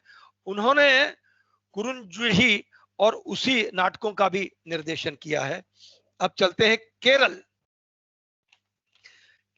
केरल का प्राचीनतम जो है पारंपरिक नाट्य शैली है कुडियाट्टम। ये संस्कृत नाटकों के सिद्धांतों पर आधारित है, हालांकि इसकी अपनी खासियत है। इसे केरल का सबसे बेहतरीन कला माना जाता है और बहुधा इसमें पवित्रता को के साथ में मंदिरों में ही खेला जाता रहा है। और आपको जान के बहुत खुशी होगी कि यूनेस्को की वाचिक और अमूर्त मानव विरासत यानी oral and intangible heritage of humanity के रूप में इसको इस कला को सम्मानित किया है। इसमें पूजा के बाद सभी पात्रों का एक एक करके रंग पट्टी से पर लाया जाता है और जोरदार ताल आंगिक अभिनय के साथ में इसके संवाद बोले जाते हैं। आप ये चित्र देख रहे हैं ये केरल का नहीं है, ये है बांसवाड़ा का। बांसवाड़ा के युवा रंगकर्मी नरेश पाल सिंह, जो पहले नेशनल स्कूल ऑफ ड्रामा में स्टूडेंट रह चुके हैं, उन्होंने केरल की पारंपरिक कला को सीखा और उसके आधार पर उस विधा पर ये नाटक बनाया रावण, जिसका ये आप चित्र देख रहे हैं। इसको कुडियाट्टम स्टाइल में भी पेश किया है। गुजरात का भवाई। 14वीं सदी में ऊंझा के ब्राह्मण असाई ठाकर ने भवाई की नींव रखी और सौराष्ट्र, काठियावाड़, मध्य गुजरात, सुरेंद्रनगर, पाटन, मोरबी, विसनगर, इसमें कई भवाई मंडलियां जिसमें नायक, व्यास, भोजक, पंड्या, त्रिवेदी ब्राह्मण परिवारों से जुड़े हुए लोग हैं और पौराणिक, ऐतिहासिक, सामाजिक विषयों पर यह प्रस्तुत किया जाता है और कई व्यावसायिक कलाकार हैं। भवाई का दिखाइएगा प्लीज। और अभिनय, नृत्य, गायन से इसको बहुत लोकप्रिय बनाया है। इसमें पुरुष ही स्त्री पात्र करते हैं और अपने उम्दा अभिनय का लोहा मनवाते हैं। संगीत मंडली में हारमोनियम, तबला, झांझ के साथ में एक कांसे का बना हुआ एक खास बड़ा फूंक वाद्य जिसको बोलते हैं भूंगल, वो इसमें बजता है, रोमांच पैदा करता है। हंसी मजाक के लिए इसमें एक पात्र डागलो बीच में अजीबो गरीब परिधान पहनकर आकर लोगों का खासा मनोरंजन करता है। बाद में इसको रंगला भी कहने लगे हैं। पारंपरिक भवाई में या तो यूं तो बहुत सारे वेश होते हैं, लेकिन कुछ खास वेश है, जैसे गणपति का वेश है, बामण का वेश है, चूटन का वेश, राजा भरथरी, मणिहारी का वेश, कान गोपीनो वेश और गुरु गणिका, ऐसे कई वेश जो है गुजरात के कई मंडलियों ने कई जगहों पे खेला है। दामिनी मेहता गुजरात की ही क्या देश की पहली महिला कलाकार बनी जिन्होंने भवाई को सीखा और उसके कलाकार के रूप में ज्वाइन किया। दर्पण एकेडमी अहमदाबाद के श्री माधव रामानुज द्वारा लिखित जसमा ओडन कहानी को गुजराती में मूल स्वरूप में भवाई में मंचित किया। इस प्रकार दिल्ली में शांता गांधी जी ने हिंदी में जसमा ओडन भवाई को मंचित किया। अब आधुनिक दौर में भवाई को और भी आकर्षक बनाया जा रहा है। मंच में भवाई में रंगला रंगली दोनों सूत्रधार का रूप में एक दूसरे पे छिटाकशी करते हुए, मनोरंजन करते हुए कहानी को आगे बढ़ाते हैं। और प्रसिद्ध कलाकार कैलाश पंड्या, सतीश पंड्या, दुर्गेश जानी, छगन प्रजापति, दीना पाठक, दामिनी मेहता, अर्चन त्रिवेदी, कनुभाई व्यास, भरत भाई व्यास, विठल नायक, इनके नाम बड़े आदर से लिए जाते हैं। और युवा पीढ़ी इस कला में शोध भी कर रही है और नए प्रयोग भी कर रही है। इसके अलावा गुजरात के दक्षिणी भाग में मादलिया और भवाड़ा नामक जनजातीय लोकनाट्य की परंपरा भी है, जो जनजातीय लोगों में चलती है। अब चलते हैं गोवा। गोवा में जो कुछ मूल लोकनाट्य हैं वो है जागर। जागर का अर्थ ही है जगराता, जो रात को इसके प्रदर्शन होते हैं और स्थानीय संस्कृति से जुड़ी हुई इसमें बातें होती हैं। इसमें कुछ प्रकार के जागरा हैं, जैसे गावड़ा जागर। ये गावड़ा जनजातीय समुदाय के लोग इसे करते हैं, और इसमें 67 प्रकार के मानवीय प्रवृत्तियों को पेश किया जाता है, और अलग अलग वेश में पेश किया जाता है। जैसे फूल माली हुआ, पनवाड़ी हुआ, मच्छी बेचने वाली हुई, टैक्स कलेक्टर रखनदार हुआ, पुलिस हुआ, बेवड़ा हुआ, बहुत सारे कैरेक्टर्स इसमें आते हैं, और वो लोग आ करके अपना मनोरंजन करते हैं लोगों का। इसी प्रकार गावड़े जागर के अलावा दूसरा है क्रिश्चियन जागर। ये क्रिश्चियन जागर सालसेट और मारमोगोवा जो कैथोलिक समुदाय के लोग हैं, क्योंकि इसमें से अधिकांश पूर्व में हिंदू थे, इसलिए उनके प्रदर्शनों में पारंपरिक हिंदूवादियों का भी प्रयोग किया जाता है। और गावड़ा जागर का ये निखरा हुआ रूप है। इसमें जो निखंदार जो आता है वो पुर्तगाली भाषा में, पोर्चुगीज में बोलता है। इसके अलावा शिवोली जागर भी है, जो उत्तर गोवा के शिवोलिम में गांव में दिसंबर महीने में आयोजित होता है, जिसमें हिंदू और कैथोलिक दोनों मिलकर के भाग करते हैं। एक होता है पेरणी जागर। पेरणी जागर, पेरणी का अर्थ है चित्रे हुए लोग, मतलब ये फोंडा के वासुर में, सांगे मलकाम के कानकोन के पोइंगिम में होता है, मतलब हर जगह नहीं होता ये। और इसको ये जो स्वरूप है वो काला, जो कालो जो स्वरूप है काला, उसका ये इसके ऊपर प्रभाव है, क्योंकि ये लोग मुखौटे पहनते हैं। इसमें एक चरित्र है महतारी बुढ़िया का, जो जमीन से लकड़ी पे खोदती है, और वो एक्चुअली एक अनुष्ठानिक और वो पहला औजार है जो जमीन, मतलब एग्रीकल्चरल इक्विपमेंट है। और इसमें आमतौर पे गणपति की पहले पूजा आती है, पर इसमें सरस्वती की पूजा पहले होती है, और इसमें महिलाएं भी भाग लेती हैं। और एक भाग है, एक और है जिसे बोलते हैं कालो। कालो में इसमें समागम है सभी कलाओं का, मिक्स परफॉर्मेंस है। और इसको श्री कृष्ण अपने सखाओं के द्वारा जैसे माखन चोरी करते थे और सब मिल बांट के खाते थे, साझा करके खाते थे, वही थीम पर इसमें है। इसमें बलराम भी रहते हैं, कृष्ण भी होते हैं, ग्वाले भी इसमें रहते हैं। एक प्रकार से पहेलियां पूछते हैं और उसकी कहानी को ये आगे बढ़ाते हैं। और कालो में और भी प्रकार जो है, जैसे शंखासुर कालो है, इसमें शंखासुर का की कहानी का मंचन किया जाता है। इसके अलावा रणमाले एक हमारी गोवा की बहुत बड़ी आख्यान परंपरा है, जिसमें रामायण के प्रसंगों को वहाँ के लोक कलाकार प्रस्तुत करते हैं। और इसके अलावा तियात्र का फोटो आप देख सकते हैं। ये वहाँ के पुर्तगाली मतलब वहाँ के जो क्रिश्चियन जो लोग हैं, उन्होंने इसको ये शुरू किया था। और 1892 में पहला तियात्र जो है इटालियन बुगरो ये प्रस्तुत किया था। और आजकल सब तरफ तियात्र काफी प्रसिद्ध है। बेनिडिक्ट अल्डोनोस तियात्र का जो आप चित्र देख रहे हैं, इसमें मोग काजार डाइवोर्स एक नाटक का नाम है, दूसरा है आजाब जायनाका। इसमें इसकी खासियत यह है कि इसमें सारे क्रिश्चियंस हैं कलाकार, लेकिन एक हमारे सुधीर नाइक जो हैं वो इसमें हिस्सा लेते हैं, क्योंकि कलाकारों का कोई ऐसा बंधन नहीं होता। कोई भी कलाकार किसी भी कला के रूप में जाता के उसमें प्रसंग में जा सकता है। तो ये तो मैंने बहुत फास्ट एक्सप्रेस ट्रेन चलाई और आपको कश्मीर से हम गोवा तक आ गए। और यदि आपको कुछ प्रश्न पूछने हो तो आप पूछिएगा। Every artist, every educationist, every person must learn till he breathes last.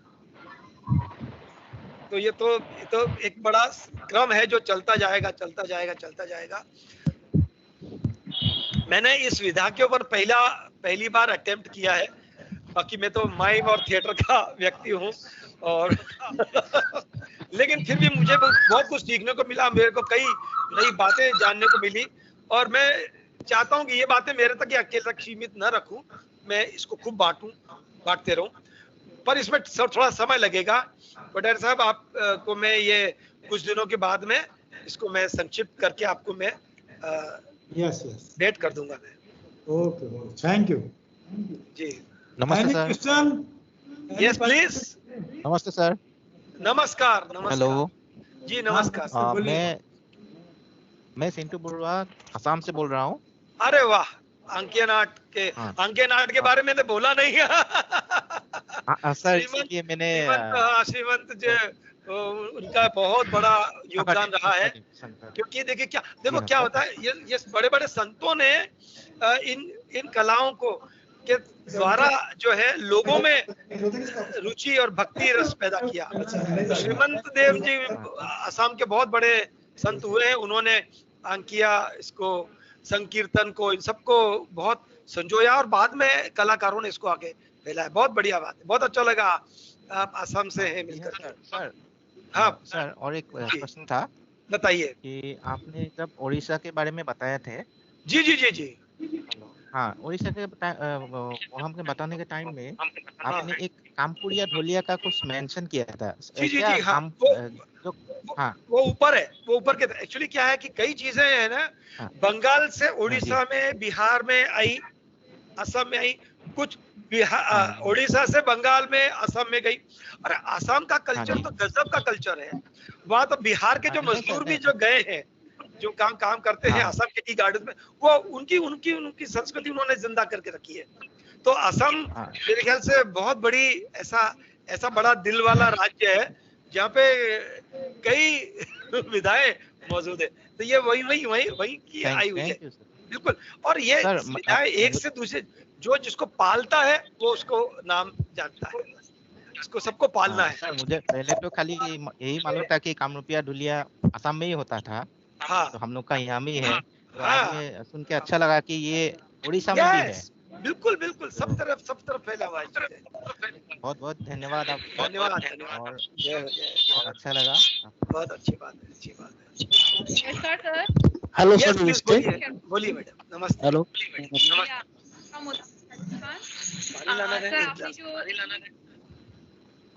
आपने जो इतनी विधाओं की है वो हमारे लिए बहुत ही रही है। आपका पीपीटी प्रेजेंटेशन इतना मार्वलस था कि हम लोग जब उसको देखे तो हम लोगों ने बहुत अच्छी नॉलेज गेन की है, और ऐसा लगा इतनी विधाओं की जो नदियां आपने एक सागर में समाहित की है, वो हमारे बहुत ज्ञानवर्धक। ये चैलेंज तो मेरे को संदीप जी ने, कोठारी जी ने और सलोनी जी ने दिया था। आपको याद है, हमारी वर्कशॉप हुई थी, सारे जितने जो फैकल्टी मेंबर थे उनकी वर्कशॉप ली। देखिए सीसीआरटी बहुत अच्छा काम कर रहा है, बहुत बढ़िया। बिल्कुल सर, बिल्कुल। और आपको ये बताता हूँ, ये यक्षगान की जो आपने जो देखा था, उसमें कुछ बच्चे जो हैं हमारे, सीसीआरटी की स्कॉलरशिप्स मिल रही है उनको यक्षगान में। Yakshagana they are getting scholarship from CCRT. Hello sir. Yes please बताइए। सीसीआरटी है, हम हेलो लोगों सर। ने भी अटेंड की है, और बहुत सीसीआरटी ने जो संस्कृति को एक मंजर पे, एक प्लेटफॉर्म पे जो जोड़ के रखा हुआ है, उसने भारत को एक सीसीआरटी संस्था में समाहित किया हुआ है। सीसीआरटी का हम लोग बहुत बहुत बहुत धन्यवाद देते हैं, क्योंकि सीसीआरटी के इसी तरह के कार्यक्रम के वजह से ही हमारी संस्कृति को हम और गहराई से जान पाते हैं। बहन जी, आपने बहुत सही कहा। एक सेना होती है, सीसीआरटी भी बहुत बड़ी सेना है जो रक्षा करती है हमारी संस्कृति की। और इसमें जो शिक्षक हैं उनका बहुत बड़ा योगदान है, आपका बहुत बड़ा योगदान है। हम तो आपकी सेवा कर सकते हैं इसमें, क्योंकि बच्चे आपके कंट्रोल में। आपने इतनी सारी जो विधाओं में से कुछ तो आपको याद होगी, रही होगी। मेरा उद्देश्य केवल इतना है कि जो भी व्यक्ति जिस भी राज्य में है, वो they must understand the folk traditional forms of their own state, so that and you will wonder that many of the even teachers will not be aware of those rich cultural heritage which they are having, जो उनके राज्य में उनके बारे में उनको पता नहीं है। तो आपका ये बहुत बड़ा फर्ज है कि लोगों में तो इंटरेस्ट जनरेट करें, पहले उनको इंटरेस्ट पैदा करें। खेलिए आप आपके जो लोकल जो आर्ट फॉर्म है उसको खेलिए, वहाँ के लोक कलाकारों को चांस दो, they will help you and like you can also help an artist also. Please बताइए। हेलो सर, प्लीज बताइए। हेलो सर, नमस्ते। बोलिए। हेलो सर, बोलिए। हाँ सर, मैं खेमराज बोल रहा हूँ सर, राजस्थान से। खेमराज जी राम राम, बोलिए। जी नमस्ते सर। जी सर, मैं थोड़ा सा आपसे निवेदन करना चाहूंगा कि आपने एक बहुत ही जटिल टॉपिक पर इतना सारा हमको ज्ञान दिया है, बताया है, तो आप इसका कुछ प्रिंट हमें अवेलेबल कराएं जो हमें। मैं खेमराज जी आपकी बात को एक्चुअली ये जब मैं शुरू किया था तभी मैंने सोच लिया था कि मैं हमारे जो भी मित्र जिन्होंने भी मेरे को हमारे को सहायता की है, अलग अलग क्षेत्रीय सांस्कृतिक केंद्रों के मेरे मित्र हैं, डॉक्टर तापस सामंतराय जिन्होंने इस जोन में है, वो डिप्टी डायरेक्टर, उन्होंने मेरे को मदद की है। एक जस्सी जी हैं पंजाब में, उन्होंने मेरे को, कई लोगों ने मित्र मदद की है, और मैं उनकी मदद को फालतू नहीं जाने दूंगा। और आप लोगों के समय को भी का सम्मान करते हुए मैं इन सब विधाओं को थोड़ा अंग्रेजी थोड़ा हिंदी में से लिख करके और विद पीपीटी मैं कोठारी साहब से शेयर करूंगा। और चूंकि आपका तो एक ग्रुप बन चुका होगा, आप सीसीआरटी के मार्फत कोठारी साहब आपको दे देंगे बाद में। ठीक है, धन्यवाद। भेजिएगा सर, आप भेजिएगा। जरूर भेजो, कुछ थोड़ा टाइम लगेगा, एक हाँ ठीक है, जब भी आप भेज पाए। बोलिए सर, करके भेज बोलिए। स्टूडेंट्स के लिए तो है ही, लेकिन हम लोगों को भी। हाँ हेलो सर। हाँ बोलिए मैडम। मैं उदयपुर राजस्थान से हूँ, अंजू चौहान। मैं 97 में इससे जुड़ना चाहती थी सीसीआरटी में, पर मेरे को पहला साल ही था तो स्कूल से नहीं भेजा गया। पर किट मैंने लाइब्रेरी में देखे और उनको मैंने मैक्सिमम यूज किए। पर्व उत्सव प्रभारी एज ए कला का विज्ञान के साथ जुड़ाव करने में, बच्चों को डायग्राम के लिए प्रेरित करने में, और मुझे सीसीआरटी के कंसेप्ट से शुरू से पता है। और मैं बहुत अच्छी बात है।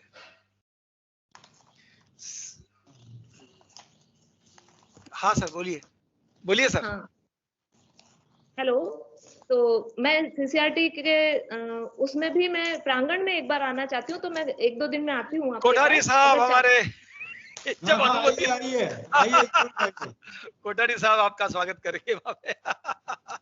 हाँ भाई साहब बोलिए, आप कुछ बोलना चाह रहे थे, बोलिए। हाँ, और कोई आवाज नहीं आ रही आपकी? एनीवन? एक और है सज्जन, बोलना चाह रहे हैं सर। हाँ बताइए कौन है? बोलिए सर। तो मैं एक साइंस स्टूडेंट होते हुए सारी कला की चीजों को मेरे को समझ में आ रहा है, ये बहुत बड़ी बात है। मैं साइंस आयो क्यों बेसिकली, पर मुझे म्यूजिक का भी सब कुछ समझ में आया। आज जितनी विधाएं बताई वो भी सब समझ में आई। ये अभी कोई दूसरा और कहना चाह रहे हैं कुछ? हाँ बोलिए। हेलो, आवाज आ रही है सर मेरी? हाँ आ रही, बोलिए, नाम बताइए अपना। हाँ, ओम प्रकाश पालीवाल बोल रहा हूँ सर, चित्तौड़ से। कोठारी सर नमस्ते, विलास सर नमस्ते। जय हो। नमस्कार सर। विलास सर से कुछ मैं कहना चाहूंगा। करीब 25-30 साल पहले चित्तौड़ में जो फर्स्ट फोर्ट फेस्टिवल हुआ था, मीरा महोत्सव। हाँ ये सर, मीरा महोत्सव सर, मालवी का पंवार जब कलेक्टर हुआ करती थी। उस टाइम सर बचपन था हमारा, पर आपके कोऑर्डिनेशन में सर बहुत अच्छा प्रोग्राम देखने को मिला। और जब मैंने शेड्यूल देखा, उसमें देखा विलास सर का भी इसमें है शेड्यूल में नाम, तो बड़ी खुशी हुई सर। पर मैं जो एक्सेप्ट कर रहा था सर, उस टाइम जो आपकी छवि देखी थी एकदम राजस्थानी ड्रेस में, धोती कुर्ते के साथ पगड़ी में, अब देखो, वो अभी भी मेरे दिमाग में थी सर, पर आज जब देखा आपको तो उम्र का जरूर असर लग रहा है, पर सर एनर्जी लेवल बिल्कुल वही बना हुआ है सर। उम्मीद करते हैं भगवान से कि हमारी अगली जनरेशन तक भी आप ये सारी जो कला और संस्कृति राजस्थान की है ये पहुंचाते रहे सर। बहुत बहुत धन्यवाद सर, आपने जो महत्वपूर्ण जानकारी हमसे शेयर। विलास जी अगली बार पगड़ी लगा के आइएगा। ओके सर, सर देश भर के शिक्षक जो है वो जब राजस्थान से जुड़ रहे हैं तो आपसे ज्यादा अच्छा सर कौन डेमोन्स्ट्रेट करके बता सकता है कि ये हमारा ट्रेडिशनल ड्रेस है। जैसे सीसीआरटी में हम गुवाहाटी में गए थे तो आपसे ही प्रेरणा लेके उसी तरह की ड्रेस हम लेके गए थे। रीजनल कंट्रीब्यूशन का जो प्रोग्राम होता है उसमें हमने डिस्प्ले किया था। अरे आपके जैसा तो सर लुक नहीं आ पाता है क्योंकि उसके साथ बोलने का लहजा वगैरह सारा काफी अच्छा है आपका। पुनः सर सारे प्रतिभागियों की तरफ से आपको बहुत बहुत धन्यवाद, आभार और आपके अच्छे स्वास्थ्य की कामना करते हैं सर। धन्यवाद, बहुत बहुत। आप सब लोग अपना ख्याल रखें। 95 हमारे जो पार्टिसिपेंट्स हैं वो अपने सीसीआरटी प्रोग्राम को काफी याद कर रहे हैं, मैं देख रहा हूँ। और हम लोग मॉर्निंग में क्या करते हैं, सबसे पहले प्रेयर करते हैं, उसके बाद रीजनल कंट्रीब्यूशन आधे घंटे का प्रोग्राम रखते हैं।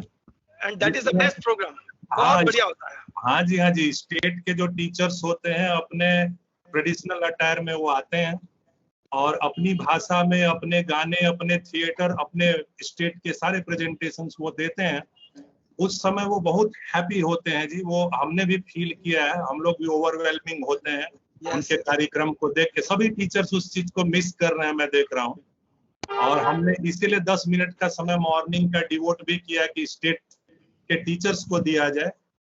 और यक्ष गाना का एक बड़ा अच्छा क्वेश्चन आया था। कुछ स्टेट्स में हमारे, क्योंकि हमारे पास समय है तो मैं थोड़ा सा आप लोग को सही डायरेक्शन में ले जा रहा हूँ, हम भटके नहीं, हमारे सेशन के अकॉर्डिंग चले। तो अगर आप देखेंगे यक्ष गाना की बातें हो रही थी और सर ने बताया भी कि सीसीआरटी में बच्चे भी ग्रूम हो रहे हैं, स्कॉलरशिप भी रिसीव कर रहे हैं वो गुरु शिष्य परंपरा में। अगर आप देखें नॉर्थ ईस्ट में भी थिएटर फॉर्म काफी प्रोमिनेंट है। अगर आप महाराष्ट्र रीजन में चले जाएं, वेस्टर्न रीजन में थिएटर फॉर्म काफी प्रोमिनेंट है कई स्टेट्स में। तो जहां जहां पे है हम थोड़ा सा कंपैरेटिव बातें भी कर सकते हैं। बिल्कुल। ये यक्षगान के बारे में मैं थोड़ा और बता दूं, शायद मेरे ख्याल से मैं ये मिस हो गया क्योंकि कागज से लिखे थे ना। ये 13वीं शताब्दी में संत नरहरि तीर्थ ने उडुपी में दशावतार से शुरुआत की थी इसकी यक्षगान, जो अब यक्षगान के नाम से फेमस है। और कर्नाटक के पास की जो क्षेत्र हैं उनकी कलाओं में जैसे वीथी नाटकम, थेरुकुट्टू, कुचिपुड़ी और तमाशा में भी यक्षगान के तत्व देखे जा सकते हैं। और महाभारत और रामायण पुराण की लोकप्रिय गाथाओं को इसमें मंचित किया जाता है। और इसमें उच्च कोटि का संगीत, विशिष्ट शैली के नृत्य, शानदार अभिनय, इसके साथ में को देखकर लोग तो हतप्रभ हो जाते हैं। और कर्नाटक की इस विरासत को नई पीढ़ी यानी बाल कलाकारों तक पहुंचाने में श्री श्रीनिवास संथानम, कर्नाटका कला दर्शिनी बेंगलोर, इनकी बहुत बड़ी भूमिका रही है। और मैं आपको याद बता दूं सर, आज से कई सालों पहले मैं दिल्ली में बाल भवन में माइम का शो लेके गया था। तब ये बच्चे आए थे वहां पे, ये श्रीनिवास जी बच्चों को लेके आए थे और यक्षगान किया था। इतना बढ़िया लगा। फिर मैंने शिल्पग्राम उत्सव में इस दल को बुलाया और उन्होंने किया। और अब तो खैर ये सब युवा हो गए, पर ये अभी भी बता रहे हैं कि साहब इन्होंने इन बच्चों को सच में शाबाशी देनी चाहिए जिनको अभी सीसीआरटी की स्कॉलरशिप मिल रही है। और श्री श्रीनिवास जी को साधुवाद देना चाहिए कि वो इन बच्चों को अच्छा काम सिखा रहे हैं। बहुत बढ़िया। बिल्कुल बिल्कुल। जालवे सर ने रामायण महाभारत की बात कही। देखिए, रामायण महाभारत हमारे देश के हर एक कोने में किसी भी भाषा में हो उसमें गाए जाते हैं, परफॉर्म किए जाते हैं। अगर हमारे वेद शास्त्रों को देखें तो उनकी रियल भाषा और एक्सप्रेशन तो रामायण और महाभारत ही है, जो वे ऑफ लाइफ है हमारे लिए। जालवे सर जिस तरीके से एक्सप्लेन कर रहे हैं, तो अपने रीजन की चीजें शेयर करें टीचर्स हमारे साथ में, जिससे कि हम आपके क्षेत्रों को पहचान पाएंगे, आपके यहाँ थिएटर फॉर्म कैसे होता है, और सर हमें मार्गदर्शन देंगे।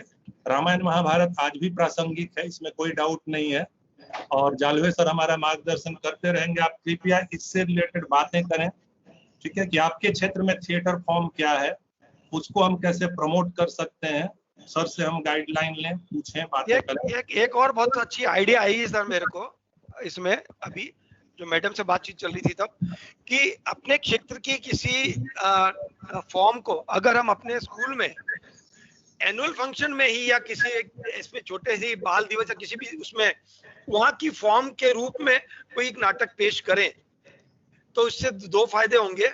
एक तो बच्चों को जो लोक कलाकार हैं वहां के, उनको थोड़ा सा रोजगार मिलेगा, वो आकर के कुछ हेल्प करेंगे, और बच्चों को उस बात में रुचि पैदा होगी और वो गर्व भी करेंगे, अरे हमारी इतनी बढ़िया आर्ट फॉर्म है हमारे यहाँ पे।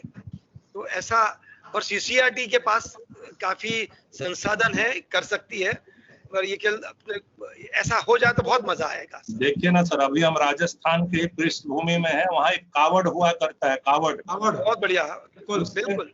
एक बॉक्स होता है, बस्सी करते हैं। हाँ, बस्सी में। तो हमारे टीचर्स को जो अलग स्टेट से हैं, वेस्टर्न से नहीं है, उनको सबको शायद कावड़ के बारे में भी जानकारी नहीं है, कि उसमें एक्सपर्ट्स पूरी रात बिता देते थे और लोग फिर उस पे कुछ खाने का सामान और कुछ उनको पे करते थे, और उसमें सारे हमारे इंडियन स्टोरीज होते थे। तो इस तरह के हमारे ट्रेडिशन है। टीचर्स काइंडली आप लोग बात करें। ये बहुत अच्छी बात है सर, कि हमारी पारंपरिक कलाओं को कुछ चीज, नई चीज जोड़ करके कितना। अब कावड़ से बात याद आई सर मेरे को, कावड़ में जैसे कपाट होते हैं ना, वैसे कई और कहानियां, नई नई कहानियां भी बनी हुई। मेरी एक फ्रेंड है लक्ष्मी मूर्ति, उन्होंने तो एडल्सेंसी के उसकी चीज के लिए भी कावड़ का इस्तेमाल किया है, बच्चों को सिखाने के लिए भी। तो ये भी कितना एजुकेशन के उसमें, साइंस के उसमें, इसमें कावड़ का बहुत तगड़ा उपयोग हो सकता है, क्योंकि कपाट होते हैं, खुलते जाते हैं, तो वो एक इंटरेस्ट, जैसे अपन किसी को बिल्कुल जूम करके देख रहे हैं, वो चीज नजर आती है। तो वो एक बहुत अच्छी विधा भी पल जाएगी और वो भी हो जाएगा। ये बहुत, इसके अंदर काफी इनोवेशंस किए जा सकते हैं सर, साइंटिफिक। बिल्कुल। राजस्थान में सर कावड़ और फड़ लगभग एक जैसे हैं, और उनमें कुछ कथा रहती है, और वो कथा गा के और नाच करके सुनाई जाती है गाँवों में। हाँ। और ये अपने जो है कहना चाहिए लिविंग हेरिटेज एक तरह से आज भी चलती है कई एरिया में, हालांकि अब बहुत कम रह गई।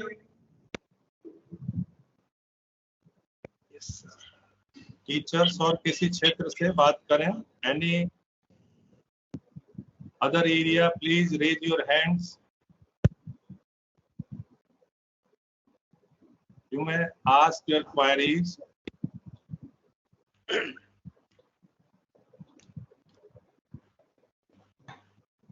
Teachers, can you unmute yourself and ask?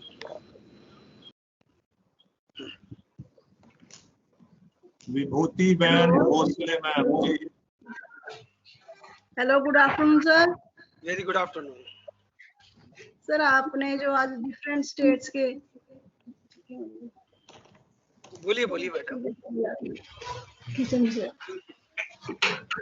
Hello sir, आपने जो आज डिफरेंट स्टेट्स के डिफरेंट डांस फॉर्म, कल्चर के बारे में बताया, हमें बहुत अच्छा लगा। Thank you. काफी कुछ नॉलेज हमें मिली है। पंजाब, हरियाणा, राजस्थान, महाराष्ट्र, जो भी अपने तेलंगाना, कुछ हमें बहुत डांसेस फॉर्म के बारे में पता चला है कि कौन से स्टेट की डांस फॉर्म में क्या है, कैसी उनकी ड्रेस सेंस है, क्या है। Thank you sir, thank you very much sir, thank you sir.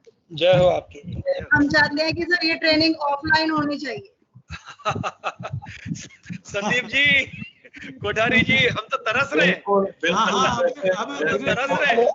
जैसे कोरोना का एपिसोड कम हो रहा है, और मुझे लगता है सर महाराष्ट्र से है, पूछ सकता हूँ? कर पाएंगे। हाँ जी, महाराष्ट्र से। बोला साहब, बोला साहब, बोला। बोला साहब। हेलो। हाँ मैडम, बोलिए। हेलो। महाराष्ट्र। सर, मैं विभूति गुजरात से बोल रही हूँ। हाँ, बोलो। आज का दोनों सेशन बहुत अच्छा चल रहा था, और मुझे डॉक्टर शर्मा जी ने एक बात बताई कि एक भारत श्रेष्ठ भारत, जो गुजरात सरकार ने 2018 से प्राइमरी सेक्शन में ये लेटर दिया था, तो हम लोगों ने हमारी गुजरात स्टेट की जो भवाई है, ये भवाई के द्वारा बच्चों को फेयर असेंबली में एक भारत श्रेष्ठ भारत के जैसे 2 स्टेट लिए थे, गुजरात और बिहार। तो बच्चों को हम लोग ने भवाई के द्वारा दोनों स्टेट के रहन सहन, खाना पीना, उनकी संस्कृति के बारे में बताया गया था। तो बच्चों को हम लोग, हमारा गुजरात का जो भवाई है उसके द्वारा अलग अलग स्टेट का पिछले 2 साल से चल रहा है। तो इस बार हम लोगों ने महाराष्ट्र और पंजाब लिया है।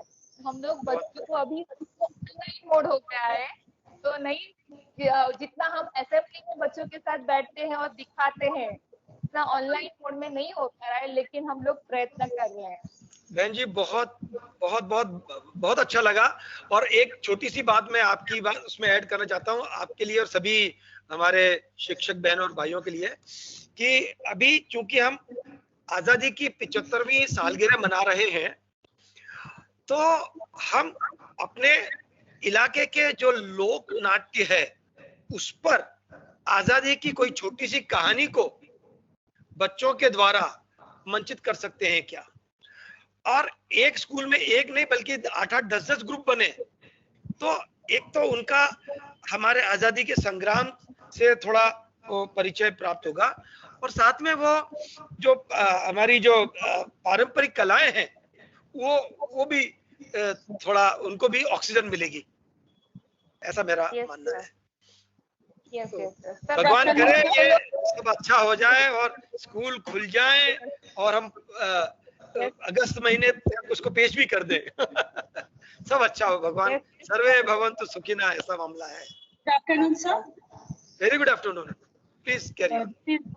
This is Meenakshi from Gujarat. जैसे कि मैडम ने बताया, सेम हियर हमारे यहाँ भी वही पोजीशन हुई, लेकिन हमारे यहाँ एक बेस्ट ये हुआ कि जब हम बच्चों को ये सब सिखाने का शुरू किया, तो शुरू में पहले तो गांव में से ऐसे रिफ्लेक्शन है कि ये क्या शिक्षा छोड़ के सब लगा रखा है, लेकिन फिर धीरे धीरे जैसे उनको पता चला, तो अब ये दौर चल रहा है कि पिछले 3 साल से उनके पेरेंट्स भी उसमें इन्वॉल्व होते हैं, और 10 डेज तक रात को भवाई का प्रोग्राम चलता है गांव में, और उसमें रामायण, फिर हमारे यहाँ है रनुजा का राजा जो बोलते हैं, तो भी ऐसे पार्ट्स में उनके जो होते हैं पात्र वो भजे जाते हैं। और सबसे बेस्ट पार्ट ये है कि बच्चों के साथ उनके पेरेंट्स भी उसमें इन्वॉल्व होते हैं। अब हमारा दूसरा टारगेट ये है सर कि हमारे गुजरात में से भवाई के जो पात्र हैं वो लगातार रामायण, महाभारत या फिर और कोई स्टोरी से निकल रहे हैं, लेकिन धीरे धीरे रंगला और रंगली लुप्त होते जा रहे हैं। तो हमारा नेक्स्ट टारगेट वही है। अगर आपको उनके बारे में अगर कुछ है तो प्लीज मुझे प्रोवाइड कीजिए।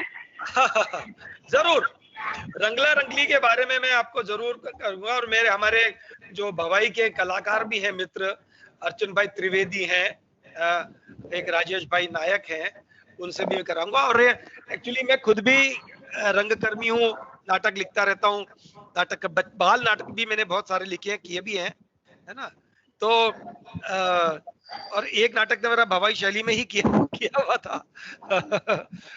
तो ये तो पॉसिबल है। आप मेरा वो एड्रेस इनसे ले लीजिएगा, ईमेल, और आप दीजिएगा। मेरे तरफ से जो भी आपको मदद हो सकती है मैं करूंगा। बहुत अच्छी बात है, था बहुत बढ़िया। और ये अगर परिवार जुड़ रहे हैं, उनके पेरेंट्स जुड़ रहे हैं, इससे बढ़िया बात और हो क्या सकती है। बहुत बढ़िया बात। के बाद दिसंबर में प्रॉपर्ली 10 डेज तक चलता है। मैं ग्रुप में उनके फोटो भी डालूंगी विद पेरेंट्स जो भवाई की है। बहुत बढ़िया, बहुत अच्छा। ये नेताजी डोंगाटे साहब हैं, शायद महाराष्ट्र से हैं, तो वो कुछ बहुत देर से पूछना चाह रहे हैं। प्लीज प्लीज बताइए। डोंगाटे सर प्लीज पूछें। आप अनम्यूट करें सर, अनम्यूट करें अपने आप को, डिवाइस अनम्यूट करें डोंगाटे सर। हेलो। हाँ बोला साहब, बोलिए प्लीज। हेलो। हाँ जी बताइए।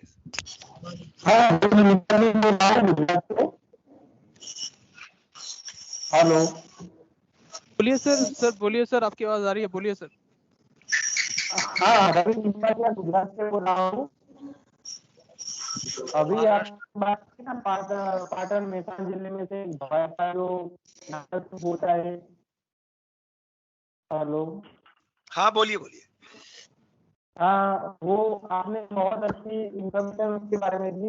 अभी भी कई जगह पे गाँव में और शहरों में भवाई के लोग आते हैं और 10 दिन 15 दिन तक ये भवाई का शो करते हैं और इसी तरह ये जो नाटक है उसका प्रदर्शन भी करते हैं और कई स्कूलों में इसके वजह से शिक्षा भी दी जाती है। कई स्कूलों में भवाई का उपयोग होता है। सही है, प्रमोट कीजिए आप भवाई को, प्रमोट करते रहिए सब। इन कलाकारों को बहुत जरूरत है प्रमोशन की। हाँ, कोरोना ने बहुत तकलीफ दी है सब कलाकारों को, इनको प्रमोट कीजिएगा आप आपके लोकल लेवल पर, अच्छी बात है। महाराष्ट्र से भाई साहब बोलने वाले थे, क्या हुआ? महाराष्ट्र से बोलने वाले थे भाई साहब, उनकी माइक अनम्यूट करना होगा, नहीं कर रहे हैं। बोलिए सर। हेलो करो। Hello sir. बोला सर, बोला। Hello sir. जी जी बोलिए सर। Hello sir. हाँ, हल रहा हूँ सर। हेलो। हाँ बोला बोला सर, बोलिए बोलिए। कुछ माइक के साथ कुछ गड़बड़ है ऐसा लगता है, बोलना शुरू करते हैं और अचानक म्यूट हो जाता है। सर बोलिए सर, आप अनम्यूट हैं, बोलिए सर। Hello sir. जी हाँ जी सर। जी सर बोलिए। हाँ जी, मैं रूपम शर्मा सर, सुन पा रहे हैं मेरे को? हाँ सुन पा रहे। हाँ जी सर। सर आपने जब अपना सेशन स्टार्ट किया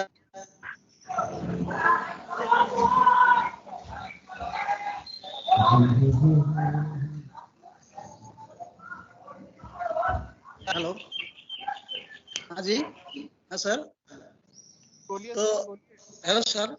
हाँ जी सर, तो आप आते आते जब वेस्ट बंगाल तक पहुंच गए तो हम तो ऐसा लगा कि अब हमारे असम की भी बारी आएगी, लेकिन हमें बहुत दुख लगा कि इतने बड़े प्लेटफॉर्म में अपने वो हमारा असम छूट गया।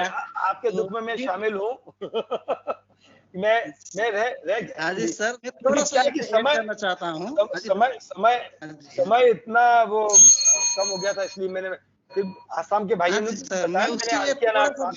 हाँ जी सर, थोड़ा सा मैं ऐड करना चाहता हूँ, क्योंकि सर हमारे 16वीं शताब्दी में ही, मतलब आज से 500 साल पहले ही शंकर देव ने यहाँ पे अंकिया नाट का रचना किया था। हाँ जी, वहाँ से सर और एक बात ये है कि उन्होंने इस नाट को, मतलब जो भगवान की आध्यात्मिक धाराओं को गांव के जगह जगह पे टुकड़े टुकड़े पे उसको पहुंचाया था।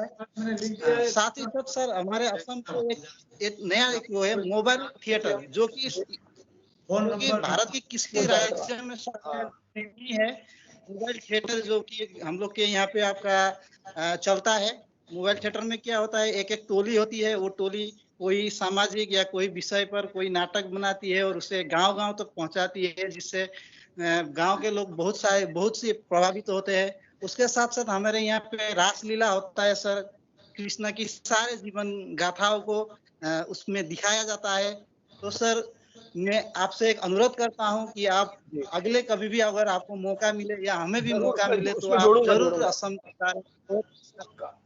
कर दीजिएगा। धन्यवाद सर।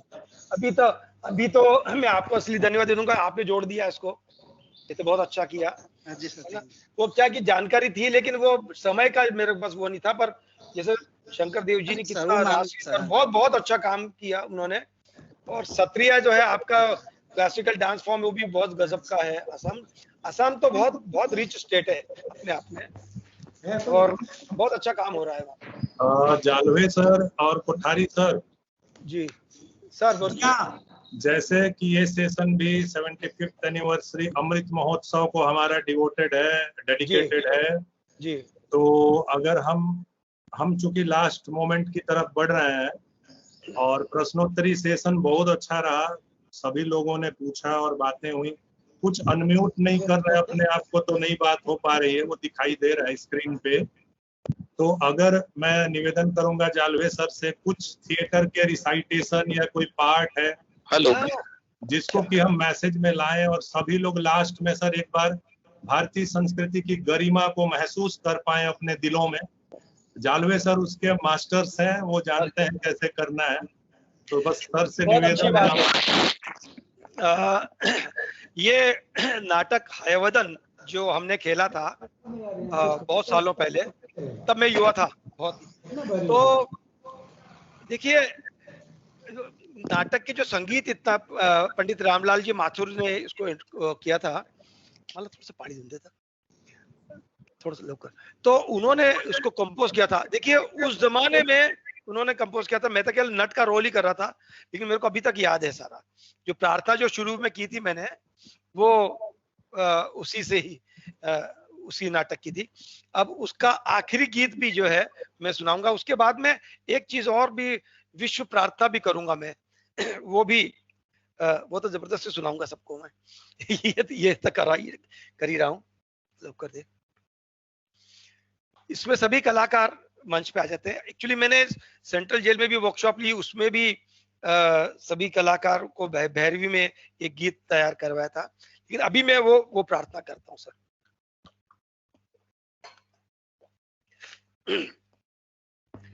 बरसा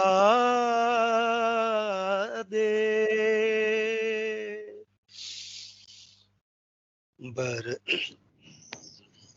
बरसा दे है परम कृपामय, बरसा दे है परम कृपामय, जग भर में धन धान्य संपदा बरसा दे, और बड़े साहित्य लोक में काव्य शास्त्र का अविरत धंधा, अब के राजा जन साधारण काम काज में सदा सफल हो, सदा सफल हो। प्रजा राज और शासक जन में, प्रजा राज और शासक जन में अब विवेक का संबल हो। सनिधपा मगरे सा बरसा दे है परम कृपामय, बरसा दे है परम कृपामय, बरसा दे है। अब एक विश्व प्रार्थना कर रहा हूं सबके लिए। हे ईश्वर सबको सन्मति दे, आरोग्य दे, सबको सुख दे, आनंद और ऐश्वर्य दे, सबका भला कर, कल्याण कर, रक्षण कर, और तेरा मीठा नाम मुख में निरंतर रहने दे। आमीन।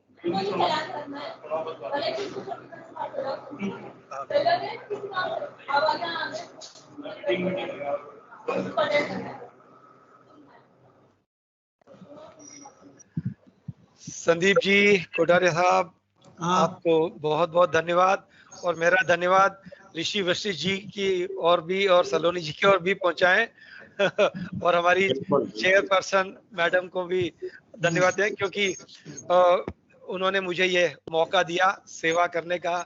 धन्य भाग सेवा का अवसर पाया पाया, धन्य भाग सेवा का अवसर पाया पाया, धन्य भाग सेवा का अवसर पाया। धन्यवाद। धन्यवाद सर। वेरी गुड, बहुत अच्छा आपका ये सेशन रहा, और हमारे जो प्रतिभागी हैं बहुत प्रसन्न हैं, और मुझे लगता है आपका ये सेशन इनके लिए बहुत उपयोगी होगा, और ये अपने शिक्षण में भी थिएटर का उपयोग करेंगे, और अगर आवश्यकता पड़ी तो आपसे मार्गदर्शन भी लेंगे। जरूर जरूर। ये और मेरे पास कुछ हमारे तमिलनाडु के एक आध साथी ने कोई मैसेज किया है, वो कुछ इंग्लिश में इसका वर्जन चाह रहे थे, तो जैसा कि आपने अभी बता ही दिया है, तो अगर आप हमें उपलब्ध कराएंगे तो हम वो कॉपी भी सर्टेनली शर्मा जी को देंगे, वहां से वो तमिलनाडु और जहां भी रिक्वायरमेंट है वहां चली जाएगी। तो इसके लिए बहुत बहुत धन्यवाद again, thank you so much. It will be a bilingual document. Thank you, sir. Thank you.